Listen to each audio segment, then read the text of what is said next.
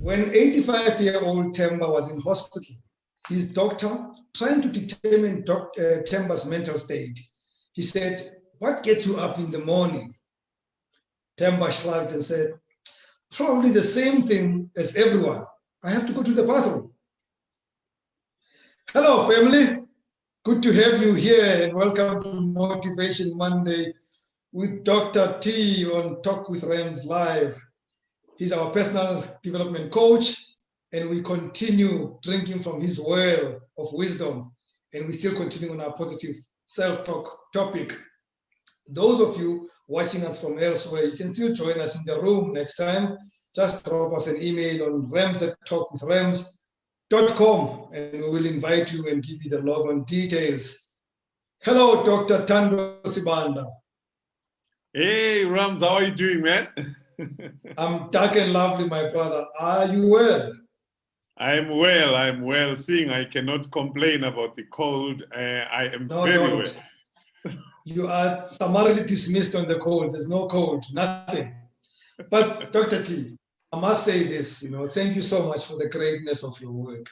We don't take this for granted. We are better for your coaching. And I know I speak for the entire community here on Talk with Rams. I know I am speaking for everyone. Thank you very much. It's a pleasure. It's a privilege. I really appreciate this. So we are still on the understanding self-talk topic. We have touched on understanding self-talk, negative self-talk, and self-sabotage, the benefits of self-positive talk. And today, Dr. T, as you promised us, we're going to focus on how to deal with self-sabotage. But before we do that, as usual, let's recap a bit. And I thought even in the recap, folks, if you have questions in the recap or even questions that are outside the recap, please ask them now before we go to the next topic. But I thought we should recap a bit, Dr. T, on the importance and benefits of positive self-talk, because that's where we left it off last week. Absolutely. No, thank you very much, Rams. Yeah, I think it's very important for all of our viewers and even listeners to just understand the benefits of positive self-talk. And this, a lot of times we underplay this, but this is what really determines our level of productivity. It determines how we show up in every situation. And so if you are cognizant of what goes on inside, then it will be easier for you to control what happens on the outside, And a lot of times, because we don't pay attention to the conversations in our head, we find that by the time we actually show up, we are already compromised, A lot of people don't know, Rams, that positive self-talk actually helps us to reduce stress. Research has shown that people who are more inclined towards thinking optimistically, thinking positively, are also more inclined towards, coping and being active and utilizing their energies positively. So if you are kind to yourself, if you are encouraging to yourself, if you speak well to yourself, if you speak love to yourself, remember that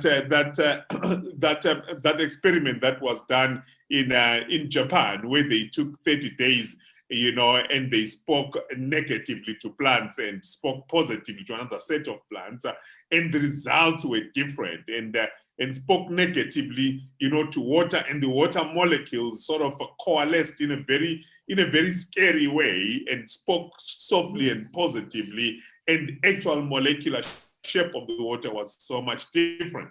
So if you are a stressed person, positive self-talk actually helps. And this is also seen, Rams, in the sense that when someone is stressed, imagine when you go and talk to them, they haven't changed their circumstance or their situation. No, the only thing that has happened is that someone has spoken positively into them while they're in that state. You will find that a lot of times they become better. Well, what makes you feel better? The circumstances haven't changed. Well, it's because someone spoke positively to you. That same approach to therapy we can actually apply to ourselves, where we actually speak positively to ourselves. Interestingly, all of us here are adults. We may not have children, but we have younger people in our lives that we know.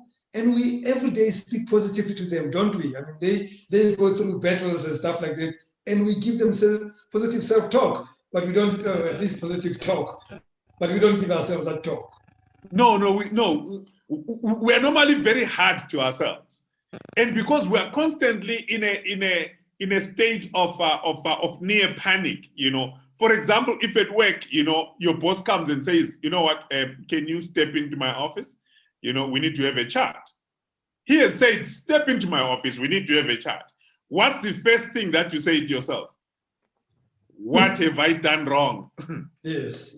Where have I messed up? Oh, I've probably messed up again. You see, it's never, oh, wow, maybe today I'm getting a promotion. Or let me hear what he wants to say. So most of the time, our default is always being unkind to ourselves. But positive self-talk also helps to boost confidence and even resilience. So Lubomirsky in 2008 did a study, and they said that the people that speak positively to themselves, interestingly, are more confident and are more resilient. So when they start doing things, and even when it's tough, for some reason they are able to motivate themselves. That is what makes winners win. Because as you are running or you are competing, you are in that moment, it's exactly what you are saying to yourself that matters. I always say, Rams, you'll remember this before I hand off. You'll remember that Usain Bolt has that thing that he used to do before he runs. Yes. That thing, Yes. That thing, believe me, I'm sure he sat down with some neuroscientists, and they said one of the ways just to make it easier for you is start this negative self-talk in everyone who's running against you. The moment you lift your hands and do this, they are already saying, oh gosh, I'm number 2. Oh, that's Usain Bolt. He's done that thing that he does before winning. he simply gets negative self-talk happening in the minds of his competitors, and they know they're fighting for second or third place. So guess what? When you speak kindly to yourself, it boosts your resilience, it boosts your confidence. In fact, where skill sets are matched, whether it's in a work environment or it's in a competitive environment, where skill sets are matched, it is the more positive mindset that wins. Wow. Now, we have just experienced a live example of that, Dr. T, that when you speak positively to yourself, you can boost your confidence and do away with your stress levels. Only a few minutes ago, Nomfundo told us she's not feeling well, she can't join us. But I think she positively spoke to herself to say, no, I have to be part of this thing. And to you, Fundo, thank you very much for joining us. You've just proved this theory right within seconds, right here on this platform. And get well from all of us. That's actually very, very true. A lot of times, have you ever realized that it's always, for example, now it's winter, right? It's easier to stay home and stay in bed and sort of write off or postpone some important things that we need to do. But why do people show up?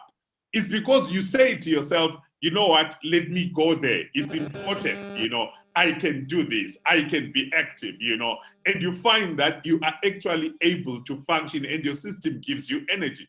And also one other thing, by the way, before we move on, right? Positive self-talk enables us to build better relationships. It's important. Before that, Dr. T, before better relationships, they say that gym organizations earn 100% of their money on not more than 17% of attendance in the winter, because all of us have no positive self-talk to wake up and go to the gym, but they still earn their money 100%. Oh, absolutely, absolutely, absolutely. The gym is still at the same place. Your home is still at the same place. All the factors that you need are still there. The only thing that makes people stay home and not exercise in winter is negative self-talk. They don't know how to motivate themselves positively, you know. And so that's self-encouragement, you know, for those who are religious, it's called self-encouragement, you know. Being able to encourage yourself, that's positive self-talk. That's what it's called. Before we move on to building better relationships, we only had an excuse from Lego for not having the visual on. May I ask everyone else to have your visuals on? It's only because, guys, this is a visual medium. So we show this to the world, and when we show in blank spaces, it doesn't look good on YouTube. So please, if you can, switch on your screen so that we see you. Dr. T, let's move on to the relationships then. Okay, absolutely, absolutely. So the other powerful thing, Rams, is that positive self-talk actually helps people to build so much better relationships. Imagine what it feels to be around someone who is positive, who is self-assured, who is content, and who is whole in who they are as a person.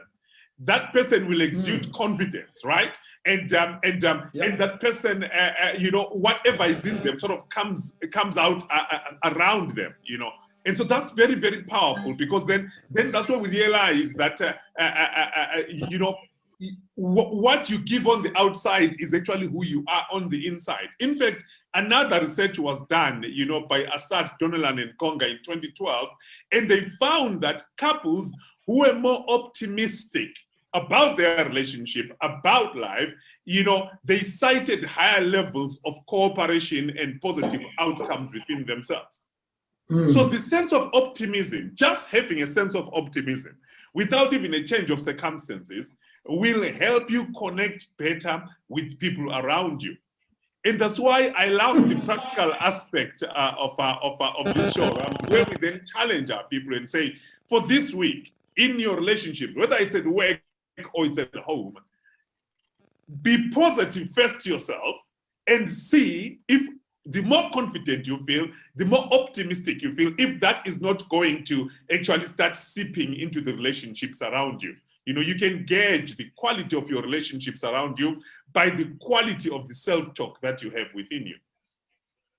Maybe then, Dr. T, every time you leave us, you must leave us with some homework, so that when we come back, we pick 1 or 2, maybe 3 people to give us feedback on the homework and see whether the needle moved, so that then it doesn't become and I'm going to say this with much respect and maybe even restraint, it doesn't become a church service. It must be a working service where we come up with results.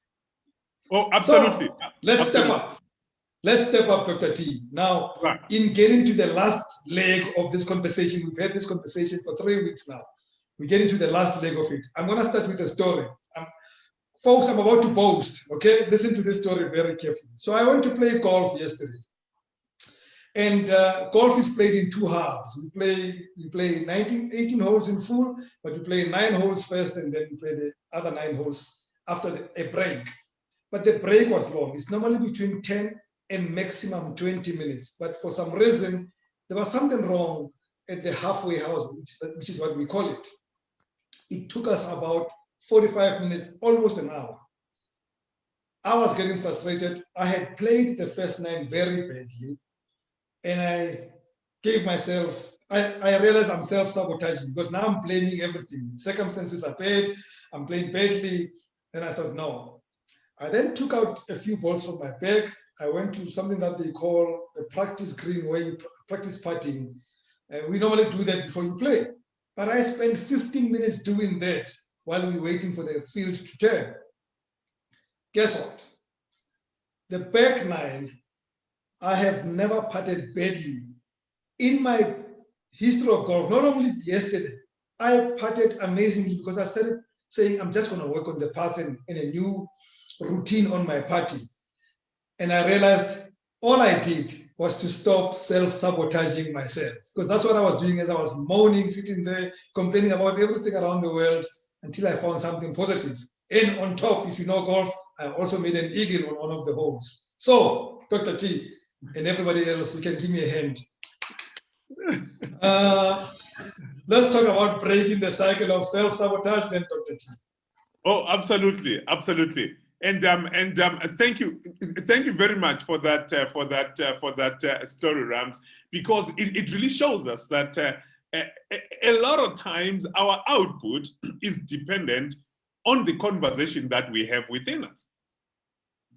You are as good, your showing up is as good as the conversation that you have within you, you know, because the better you speak to yourself and calm yourself down, you'll find that you can then make better judgments. And so then the question then is, how then do you deal with your self-sabotage? How do you deal with that? And remember, I want us to be very practical here. Remember, for most of us, up to 80% of our subconscious state is already,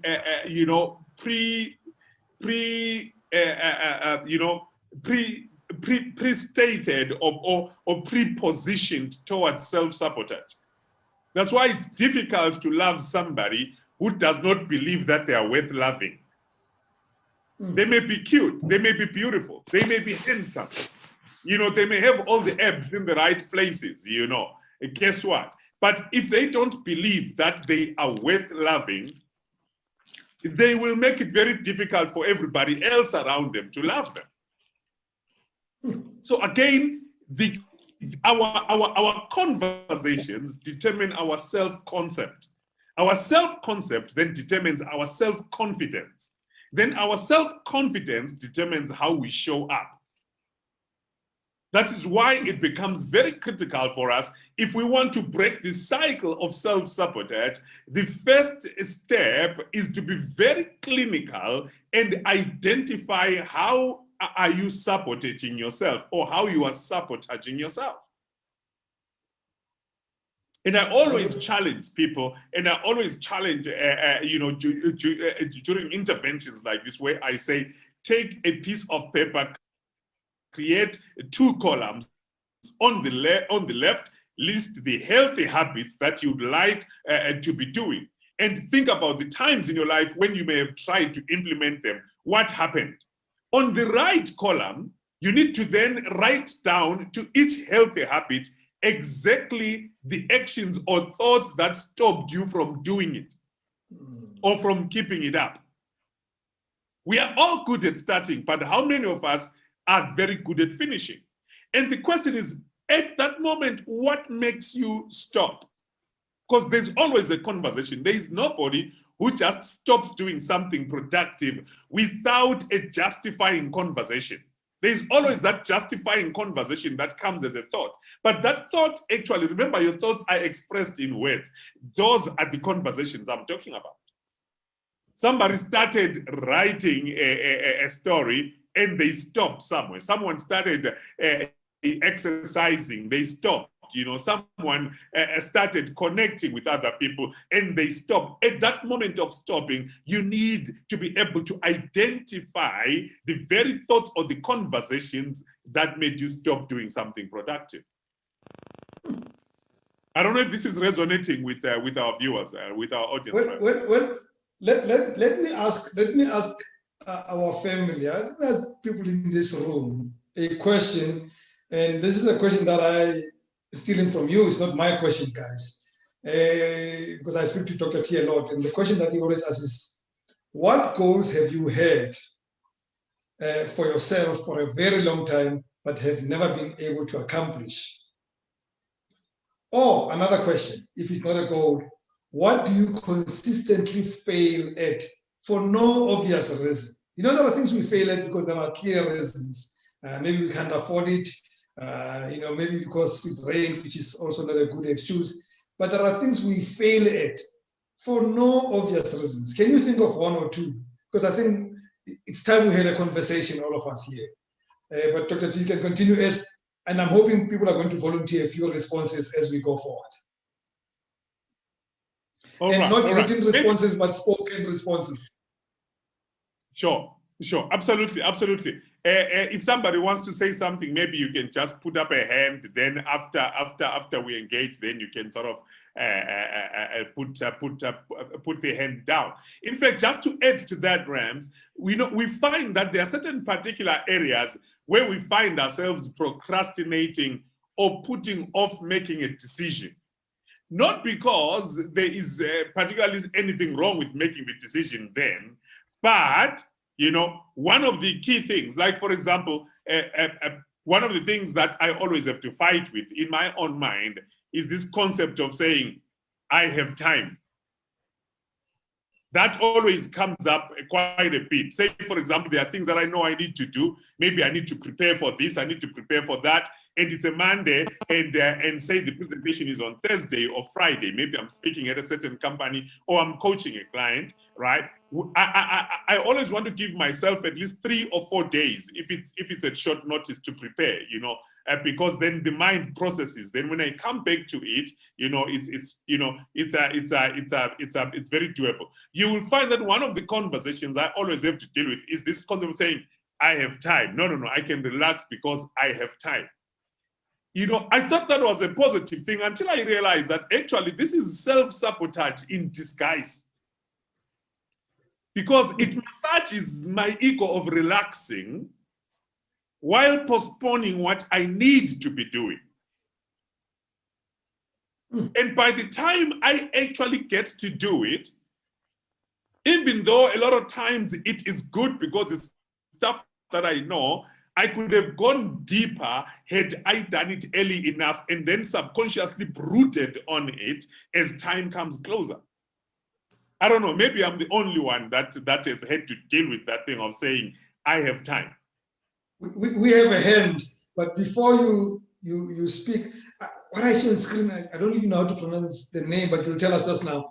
Dr. T, I think one of the excuses people use, which is probably not you or me in this room, is that I'm still young. There's enough time ahead of me. I know I can't use that excuse, but I'm sure there are people who use that excuse. There's the hand. Is it P Solar? I don't know how to pronounce it. Yes, go ahead. Unmute yourself.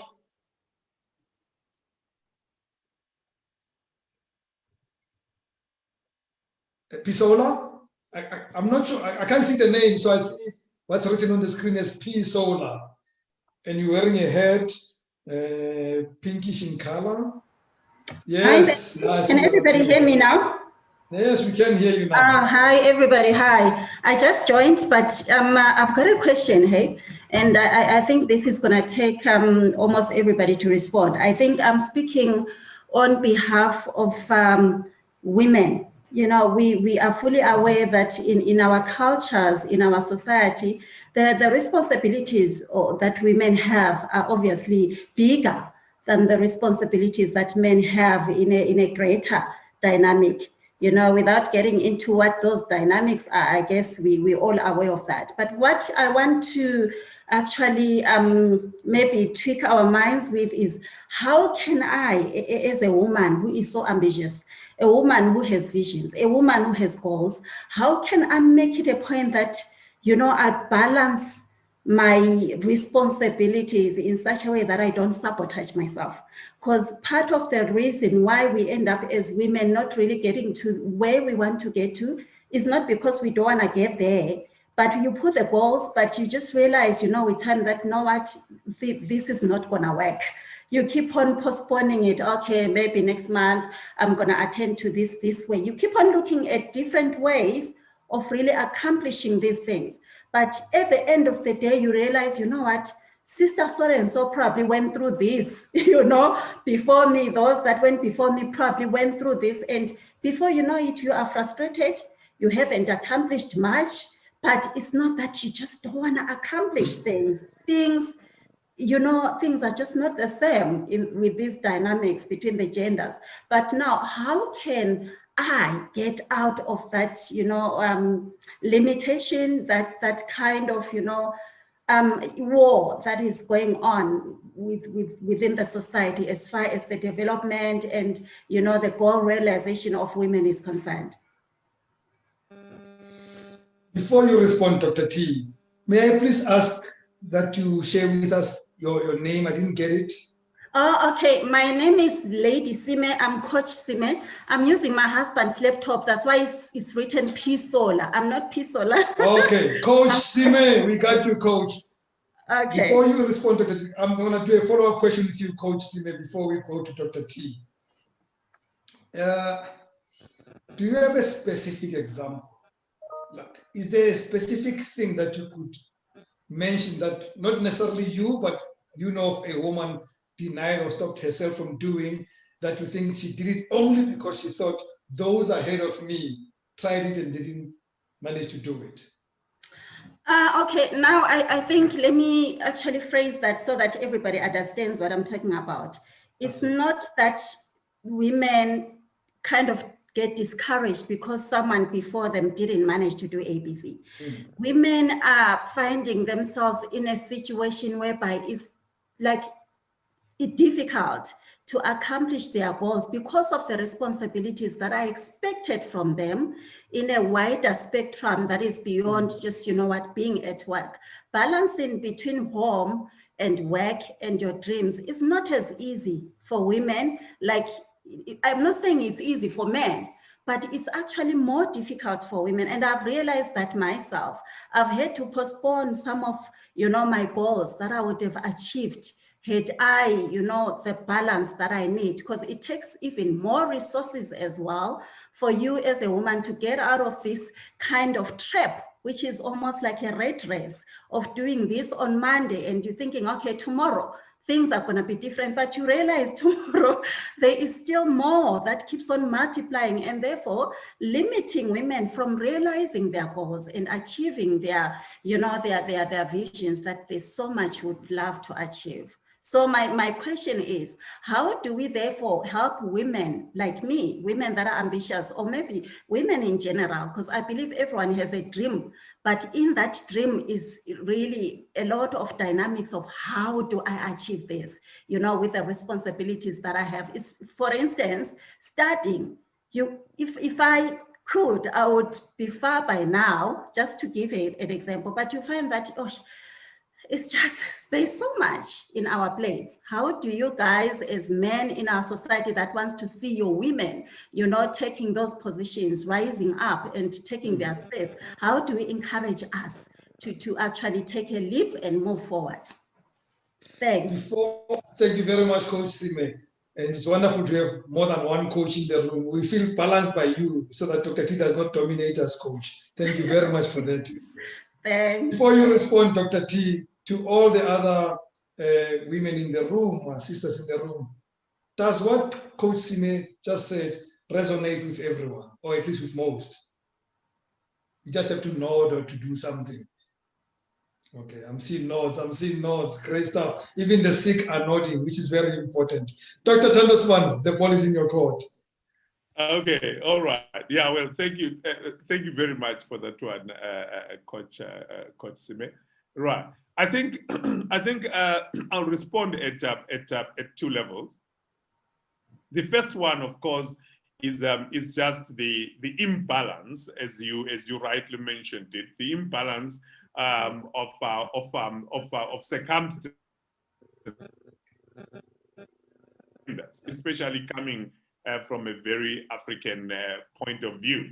In the sense that yes, as a woman, you've got to run the home, you've got to look after your own dreams, and then a lot of times you've got to look after babies whose first word is always mommy, and so definitely there is a lot that sits on the minds of ladies. Now, because here we're actually discussing particularly the conversation that you have within yourself and with yourself in terms of moving yourself forward, I would have, if it was probably a different forum, I would have then appealed to the men, or to those who have not yet chosen the men, to say, choose a man that is already very balanced, that is very open, that can work with you, and that buys into a shared responsibility, where he can also change diapers and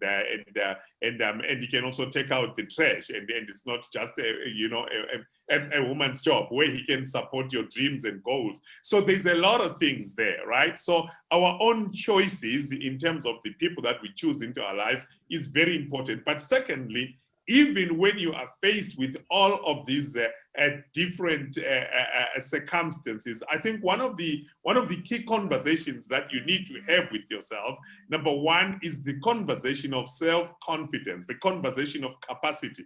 I call it the capacity conversation. The capacity conversation says that, you know what, I can do this. I am able to take care of 1, 2, 3, 4, 5. So now you have a plan depending on your circumstances. Then because remember, even the people that come to help you along, they buy into your confidence. So if you then say to yourself, you know what, this I can do. This year is my year to study. Then it's easier for you, having had that conversation and having believed it and having understood the capacity you have for that, to then sell it to the environment around you.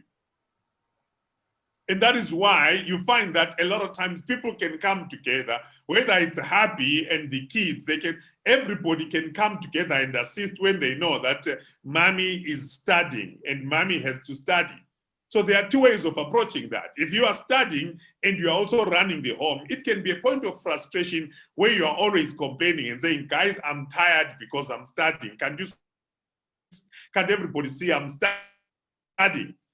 See, now the conversation you are having with yourself is actually one of pain, because you are saying, I'm overweight. But the other conversation can be, can we all pitch in together so that it can be easier for me to do things as I am studying? Now, that's a capacity conversation that says, my studying is not the challenge. No, I've got capacity to study. Let's share what we need to do.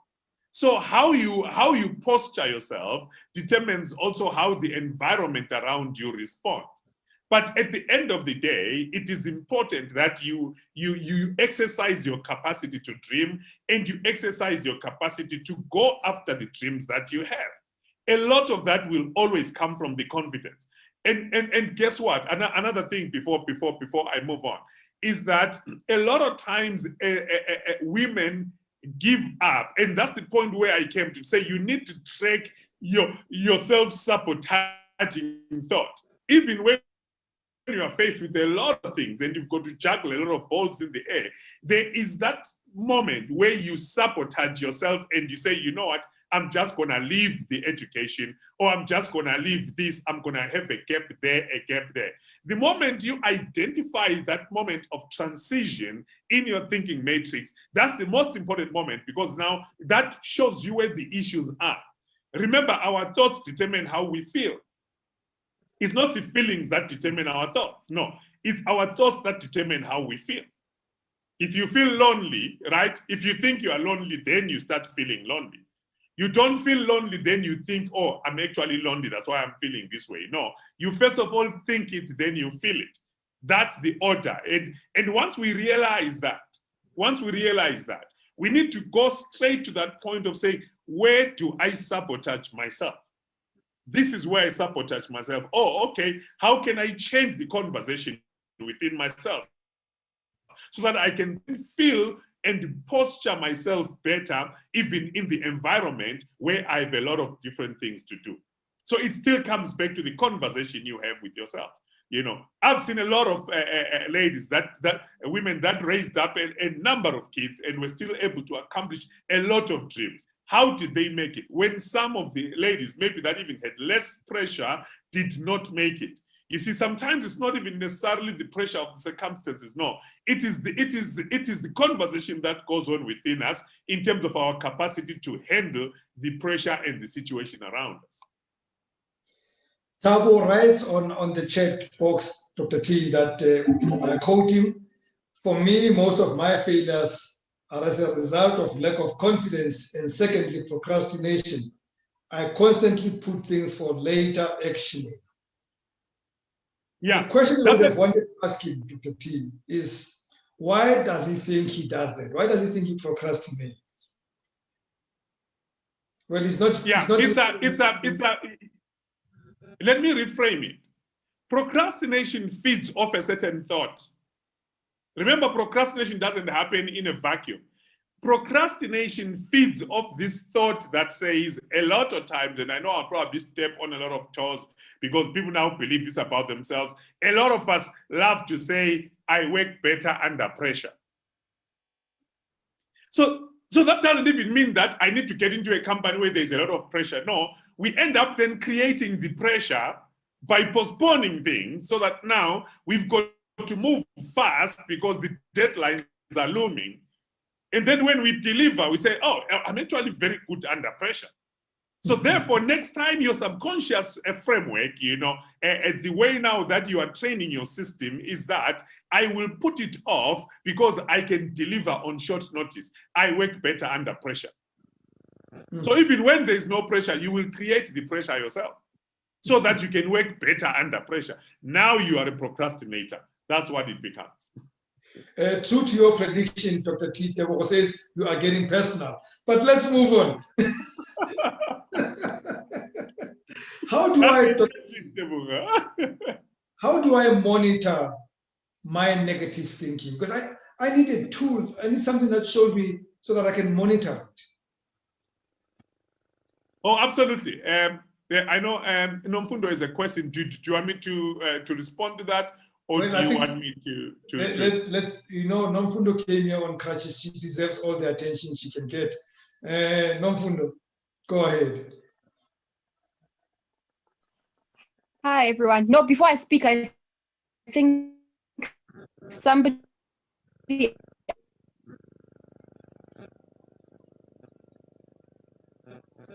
I think not only is Nomfundo on crutches, even her connection is. Yeah. Like I don't want to overstep, but I think I can't hear you. Your connection is not at its best. Okay. Anyway, yeah. Can you? Okay. I hope you guys can hear me. Can hear you now. Dr. Sibanda, okay, cool. My thing is, I believe that. I think it's Coach Sime. Is it Coach Sime? Yeah. For me, it's not a matter of a gender issue. I think it's more of Black people themselves. We lack culture, we lack tradition. And why I say that is because we have a pull her or pull him down syndrome, right? I can be overly confident. I can walk out of home because my husband loves me, my kids, it was a great day. And for me, the most important thing or the hinder is space. I'm stuck in traffic. That's a hinder for me. Like I'm stuck in traffic. I was bubbly. I was having a positive day. And the minute you have that, that obstacle from getting to work, for me, that's a deterrent. When you get to work, it's not a female or a male gender issue. It's about men are not for us or XYZ. But it's Black people as a whole. We as Black people are not in support of one another. And that is why the other race, I mean, if other races are in support of one another, I get to work and so, whether it's Pinky, she's not going to like me because of how I speak. She's not going to like me because she thinks I'm overly confident. So The problem is within us as people, even whether it's in this group or it's the surrounding. How do I become overly confident? Because then people seem to think that statement, but it doesn't matter. I'm sick, so forgive me. But yeah. Okay, Dr. T. That's me for.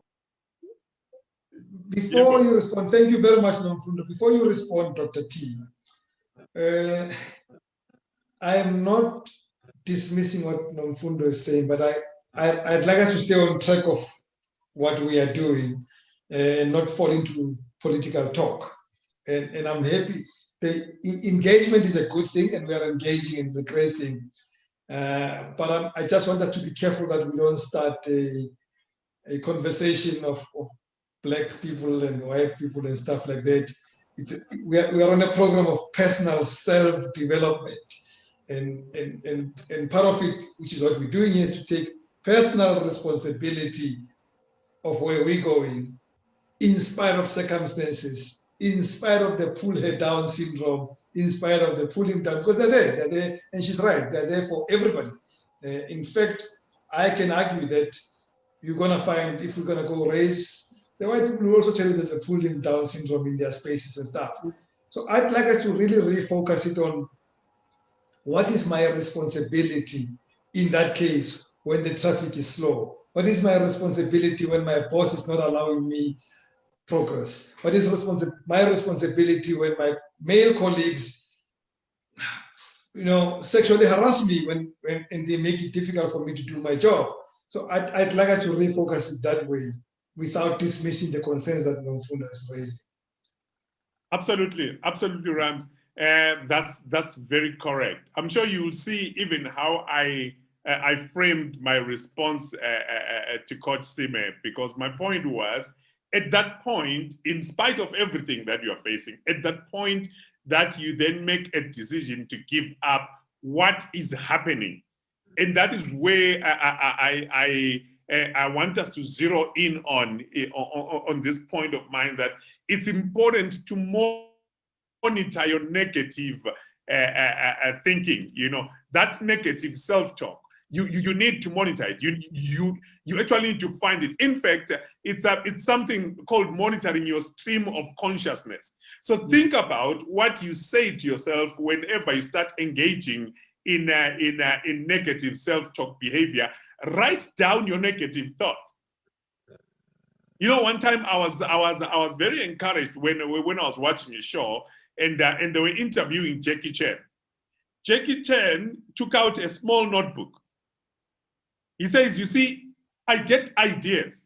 And when I get ideas, because ideas are literally energy, they go if I don't do anything. He says, I write them in this notebook. He's like, you see, he opened the pages and flipped them and said, this, I did it in that movie. This, I did it, this stunt, I did it in that movie. This one, you will see it in that movie on that scene. So he went through a point where whenever he gets an idea, what does he do? He writes it down so that it doesn't run away from him, so that he can capture it. And when he can capture it, he can do a lot about it. The challenge for a lot of people, even in this room, or rather for a lot of us, is that we don't even know when we are engaging in negative self-talk. We don't know. But then how can you manage what you don't measure? How can you fix what you don't capture? So it's very important, if we are going to be progressive in our own personal life, we need to start monitoring our stream of consciousness. That concept of being present in your thinking. That concept of knowing and understanding what's going on in my head, now there's a whole thing in consultancy where we say people, this concept of mindfulness, that when you are in the room, be mindful of the fact that I'm here. I am fully present, I'm fully engaged, I'm fully functional. Once you control your personal space, your thought space, your head space, believe me, you are going to start seeing some results pop up, because you'll be able to see your negative thoughts a long way coming. Because remember, because we live within ourselves, right? We need to understand that even our character, our habits are a result of a certain thought system, a certain thinking pattern. But because we don't actually, we're not mindful, we don't monitor our stream of consciousness, we actually lose out on the ability to capture the negative thoughts when they come. So guess what? We could all become Jackie Chan's Rams and each go and buy a notebook and say, that moment when when I'm justifying giving up, that moment when I'm justifying procrastinating, that moment when I'm justifying, eating whatever I want to eat and those things I know I shouldn't be doing, that moment when I'm self-sabotaging, what are the thoughts? You will be amazed at the pattern by the end of the day or by the end of the week, because there'll be thoughts like, I've got time. There is no hurry in Africa. I deserve better. It's their fault. I'm young. You will be amazed at the thoughts that are going to be in that page. Then now you can start zeroing in, oh, wow, why did I actually think like that? Very, very important. We need to monitor our negative thinking, our negative self-talk. Is it a negative self-talk, Dr. T, when I start not committing to potential wins because of my past losses? I have experiences of past losses or lack of success, and that normally would weigh on me not to then enthusiastically approach the future. Yeah, if it's not leading you towards your dreams and your goals, if it's not allowing you to live out your better self-concept, then it is stealing from you. Dr. Mulapo said, if you are not growing, you are dying. It's either one of the two. So anything and everything we do is either adding to us or it's taking away from us. That's why even when we do our values, I always say to people, make sure that you've got active values, because passive values are useless. Neutral values are useless. They don't add anything in your life, So our values must always be active. They must always be adding. They must always be moving us forward, because it's easy. The human being is built in a way that it's so easy, because remember, even thinking consumes energy. Just by thinking, you burn calories just from thinking. But we will still go to gym. Absolutely. So on that note, it's important for us to understand that any positive outcome will come as an effort and not as a default. Unless we have made positive thinking such a default that it's now easier to do, we will always have to fight for what we do. I tell people say to me, Doc, you are looking good, man. I love the way you are looking. I tell them I die every day to look like this. I give up eating bread every day. I have to exercise every day. I die daily. I make a decision to die daily to look the way that I look. So same way, successful people, they die daily to make the choices that bring about that level of success in their lives. They know how to monitor their negative self-talk. Okay, we have 10 minutes left to conclude. And I still have a number of things, and I'm sure people are going to have questions. If I don't see somebody raising their hands, please remind me, Dr. T. I'm not always on the screen because I'm going through my notes. How do I develop, Dr. T, to help me then get out of the negative self-talk? How do I develop some self-supporting behavior, things that I can do to help me away from my negative self-talk? Absolutely. One of the things, Rams, that's very important is that we need to be able to challenge our self-sabotaging thinking. One of the biggest mistakes we make is that we give into our own thinking. Just because I thought it, then it must be the way that it is. No, learn to challenge your own. Learn to have that voice, that third voice. Because there is your verbal voice, and then there is the voice that speaks into you. That says, no, man, you are tired. Just sleep in for today. You'll do gym tomorrow, right? So now that voice is always the loudest. And because I'm tired, I think, yeah, this voice is telling the truth, actually I'm tired. But you are really speaking it into yourself. You must then challenge your negative self-sabotaging thinking. Develop that third voice that says, but if I don't do this, what will happen to my dream? If I don't do this, what will happen to my goals?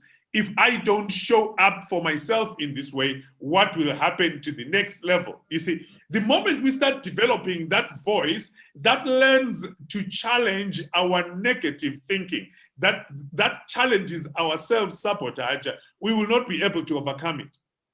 So we must ask ourselves, what are the thoughts that are lying, that actually are pushing this self-sabotaging thinking? Are these thoughts rational?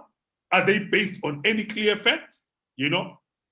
Are past unsuccessful attempts, unnecessarily preventing you from making a positive change? A lot of times we've created enemies, not because people say something against us, but because you created someone who was so absent-minded and so involved in their own thinking and they didn't respond. They genuinely did not see you. And then you thought that one is a terrible person. That one hates me. And because they hate me, I will hate them back. In fact, I will hate them before they hate me. Yeah, I see that a lot, Dr. T, but I'm not going to mention things because people who know me may know I'm talking about them. Is it important, Dr. T, that when I am on that lane of negative self-talk, do I need to positively, actively say to myself some positive stuff, some encouraging things? Do I need to think about the other way of achieving things other than the normal way? Oh yes, that is actually the moment, right? That's the moment of tension. In that moment of tension, I always say for every negative thought, find 2 positive ones. Because once you learn how to isolate the negative thoughts, you are then able to bring in positive ones. I mean, psychologists will give you a very practical thing, like for example, they say, whenever you feel that you are angry and you can do something stupid, count to 10. Breathe in and out and count to 10. What are they doing? They are saying, suspend that the processing of that emotion to its ultimate conclusion, suspend it and engage a totally different mindset that will allow you to calm down. But see, we don't do that for our negative thinking. And that's why we say, no. I told them off right there. I remember I was watching a series, where a lady quit her job. She's a lawyer, and she's in a conversation with other partners, and she realizes that they're not treating someone else correctly, and she decides, you know what, I'm gonna quit. And she comes home to the husband and says, oh, I told them off. I told them off right there on the spot, and I went out with a bang. And the guy says, but how are we gonna pay the bills? Then she realizes, oh, okay, probably it wasn't the best way to respond in the moment. You see, but in that moment, she felt justified to follow through on the self-sabotaging action. That's why you don't have to say everything you are thinking. Why? Because you are now able to arrest the thoughts. None of us would be married if we all say it, whatever we are thinking on the moment, or none of us would be in happy relationships if we always said what we thought in the moment. That ability to hold yourself even when you feel like is very vital, because you can use that to actually bring about very positive thinking when you want to sabotage yourself. Very critical. Okay, here's my last question to you, but I can have more if people don't engage you, Dr. T. I can see their hands. I can see 2 hands already. Our okay, time is, okay. It's because I'm not always on screen. I make notes so which hands did I miss? There's no Mfundo in Tebuko there.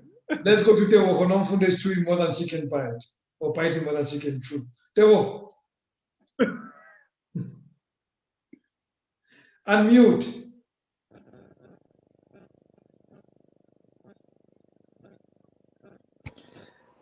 Hello.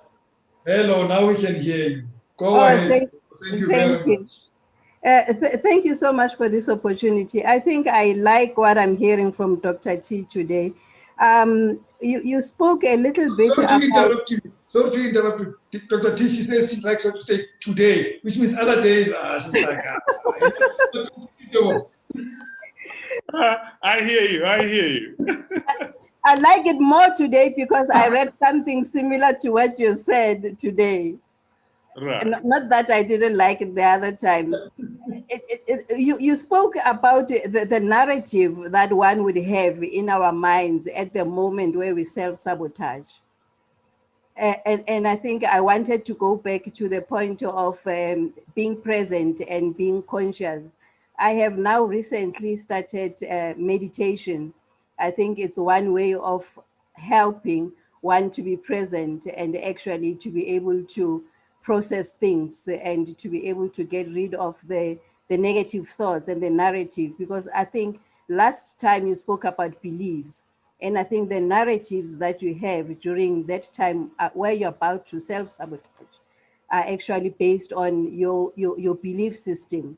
When you have a belief system that women are inferior, for example, or Black people are self-sabotaging. So at that moment where you have that self-belief system, then you also start projecting that onto, the outside world. So I wanted you to help us a little bit about that narrative that we have just before we self-sabotage. Oh, absolutely, absolutely. And thank you very much for that, because I think what our viewers or rather what our audience is realizing is that actually our thinking is very linear. I always say that our subconscious mind is linear because it follows a timeline. From the time I was a child, up to now, I can actually go back and find certain patterns that then have influenced who I am today. And so even that narrative, by the way, meditation is very critical because meditation is actually being present in thought on a specific concept. So meditation is mindfulness. Meditation is actively, being present, being conscious about your thinking. It's very, very critical. And as much as possible, we need to be able to put aside time to meditate. It's what you meditate on that then creates the difference. Some people meditate on negative things. Some people meditate on negativity. And all of that, of course, has got its own frameworks. So that self-sabotage narrative, the moment you are able to isolate it, you will then start to see, is it coming from a certain belief system? Is it coming from a belief system that says, I am not valuable? Is it coming from a belief system that says, I am not good enough? Is it coming from a belief system that actually no one listens to me anyway? Is it coming from a belief system that says, you know what, I will never make it? So our narratives are informed by a certain position that then exists in our subconscious mind. So when we isolate that negative thought, we then interrogate the belief system around it. And a lot of times you will find that the supporting belief system is either outdated or a lot of times is not even true because it may be based on your own perception and not necessarily on the fact. I had a very powerful coaching session with an executive yesterday, and one of the powerful things that this lady said was, I don't assume anything. I always seek for clarity. Says, for me, believe me, you can come and hang around this and that, but unless there is clarity, I don't take any action. And I said, that is very, very, very important. Because when you seek clarity, then you're not making assumptions. Then your own thinking processes are very clear, and it's easy to then make decisions and understand their outcome because the circumstances on which you are acting in terms of your thinking matrix are very, very clear.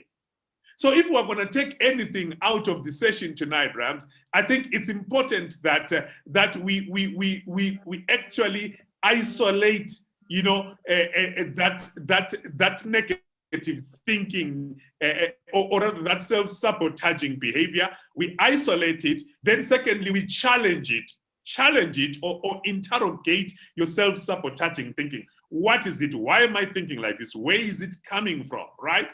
And then develop self-sabotage, self-supporting behavior. Sorry, for every negative voice, have 2 positive ones.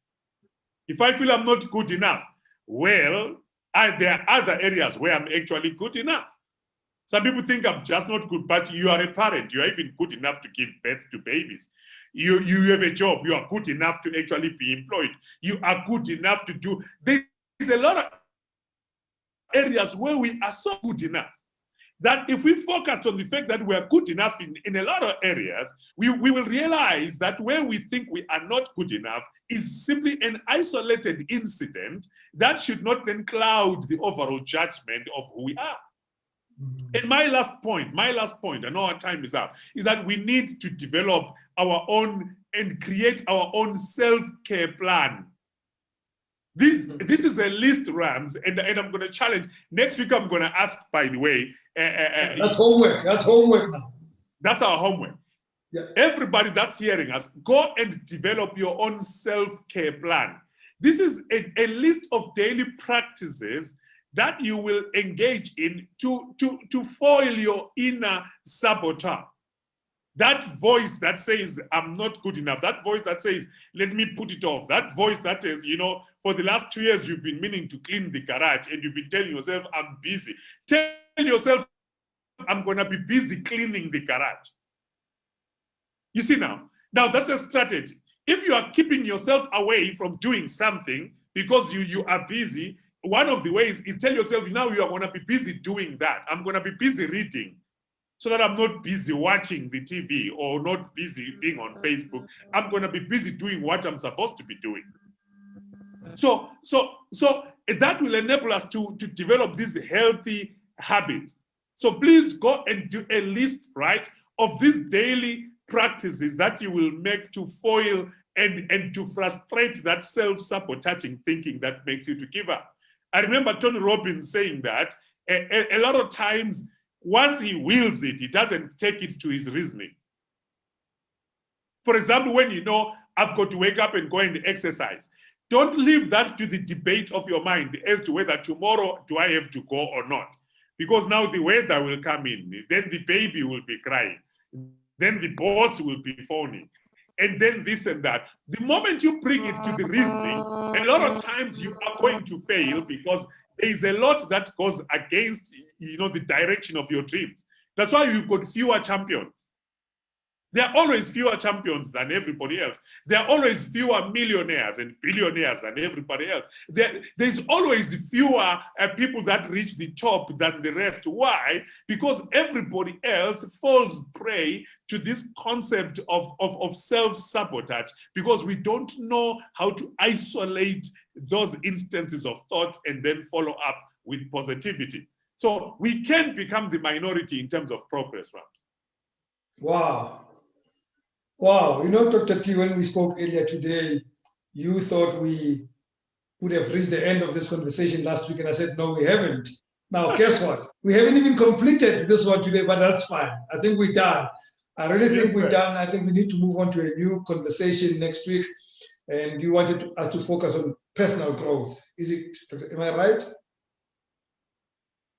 Oh yes. Next week is gonna be amazing, because we're going to be talking about growth, and I want to challenge you to start thinking of areas where you've always wanted to grow.